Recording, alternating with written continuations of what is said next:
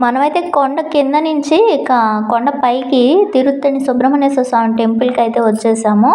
ఇక్కడైతే 365 ఒత్తులు అవన్నీ ఉంటే ఇక ఆవు నెయ్యి అవైతే తీసుకుంటున్నాము. ఇక క్యూ లైన్‌లోకి అయితే వెళ్ళిపోతున్నాము.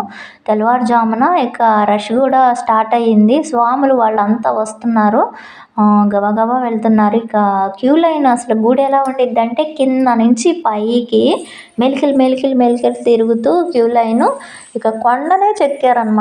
కొండ ఇదంతా మెట్లు కూడా కొండవి రేఖశిలలాగా స్వామి పైన ఎక్కడో కూర్చొని ఒక 5 ఏళ్ల పిల్లాడిలాగా నుంచొని ఇలా అభయం ఇస్తున్నట్లు ఇలా అభయహస్తం వామహస్తం చూపిస్తూ నుంచొని ఉంటాడు. చిన్న స్వామి అసలు నాకైతే చాలా బాగా నచ్చింది తిరుత్తణి. నాకు అసలు ఆల్రెడీ సుబ్రహ్మణ్యేశ్వర స్వామి అంటే చాలా ఇష్టం కదా.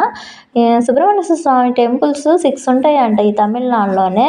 తిరువళ్ళూరు, తిరుచానూరు ఏదో ఇలానే థీమ్ మీదే వస్తాయి ఆ పేర్లు కూడా. ఇక వాటిల్లో తిరుత్తణి ఒకటి. ఇదే నేను ఫస్ట్ చూసింది. ఆ మిగిలిన 4 కూడా చూసే భాగ్యం కలిగించమని ఆయనకే చెప్పొచ్చాను. మాలో ఏంటంటే ట్రిప్‌కి వచ్చిన వాళ్ళలో కొంతమంది పెళ్లి కాని వాళ్ళు, పిల్లలు లేని వాళ్ళు కూడా ఉన్నారు.